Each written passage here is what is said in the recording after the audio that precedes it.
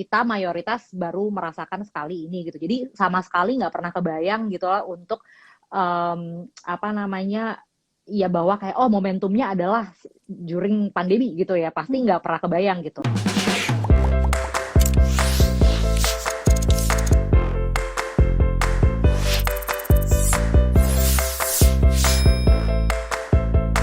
Halo semuanya, nama saya Cempaka Asriani. Saya adalah CEO dan co-founder dari Sare Studio.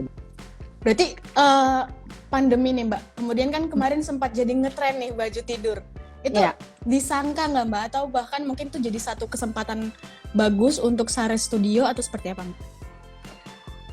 Kalau disangka sih enggak ya, karena pertama kita nggak ada yang mau lah pandemi gitu. Siapa sih yang mau gitu? Dan juga bisa dibilang bahwa kita baru manusia nih kan baru bisa dibilang ya baru sekali ini mungkin ya yang merasakan pandemi ya. Mungkin ada orang generasi yang jauh-jauh di atas kita lah, tapi kita mayoritas baru merasakan sekali ini gitu. Jadi sama sekali nggak pernah kebayang gitu lah untuk apa namanya ya bahwa kayak oh momentumnya adalah during pandemi gitu ya, pasti nggak pernah kebayang gitu. Tapi ya kenapa nggak pernah kebayang, karena memang kita itu nggak mencari momentum juga kali ya, Cek. Maksudnya ya karena tadi berawal dari tadi aku bilang opportunity tadi gitu. Maksudnya pandemi nggak pandemi, sebenarnya orang itu kan tidur gitu loh. Kayak mau dia sekolah, mau dia kerja, mau dia ibu rumah tangga atau apapun profesinya, semua tuh pasti melewati fase tidur setiap harinya. Jadi kita pikir itu sebuah kebutuhan yang apa ya primer gitu loh. Jadi kayak artinya ya nggak melulu, maksudnya pandemi nggak pandemi atau kondisi apapun yang terjadi ya literally orang emang tetap tidur gitu. Terus kemudian aku tertarik juga sama tadi Mbak, mungkin pandemi itu jadi membuat kita punya habit baru gitu, pembeli juga jadi lebih aware. Tapi kemudian apa sih yang dirasakan Sare Studio ini, terdampak nggak sih dengan pandemi Mbak? Atau bahkan mungkin banyak positifnya gitu Mbak? Jadi ini juga menarik ya, kita sudah masuk tahun kedua pandemi gitu ya, tanpa disadari gitu.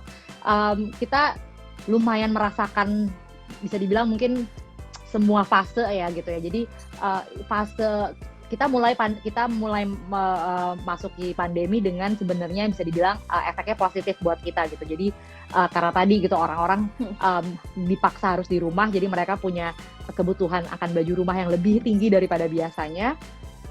Lalu itu meningkatkan penjualan kita gitu. Tapi juga di saat bersamaan bermunculan juga kompetitor-kompetitor baru gitu ya. Mungkin bisa dibilang brand-brand pandemi gitu ya. Ya tentu karena ya pasti yang namanya ada gula ada semut kan gitu. Jadi kalau misalnya apa yang memang lagi hype gitu kan, orang-orang juga pasti maksudnya banyak kompetisi jadi makin ketat nih gitu. Nah itu juga memberikan kita istilahnya apa ya, tantangan tersendiri sih Cik. Maksudnya gimana caranya untuk terus memimpin pasar gitu loh, terlepas dari banyaknya kompetisi gitu. Kita sih percaya karena kita selalu percaya dengan produk yang kita buat gitu ya, dan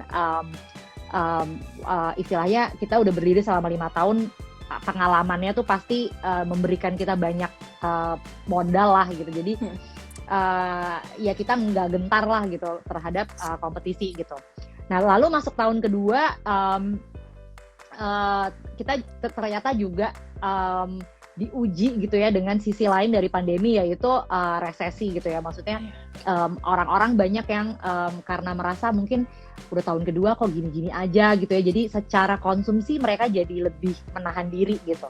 Nah itu kita juga merasakan gitu ya, kayak yang tadinya wah gila baju rumah beli aja segala macam bla bla bla, sekarang orang jadi lebih selektif gitu ya dalam berbelanja barang apapun, nggak hanya pakaian gitu.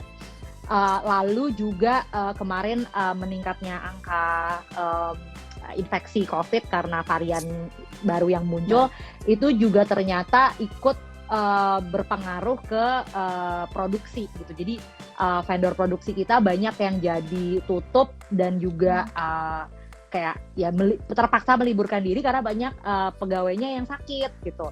Nah artinya kita jadi terimbas gitu dengan waktu produksi yang jadi molor gitu ya istilahnya. Jadi adalah waktu-waktu yang tadinya kita udah mau mau rilis produk baru jadi telat karena situasinya memang ya tak terhindarkan gitu ya.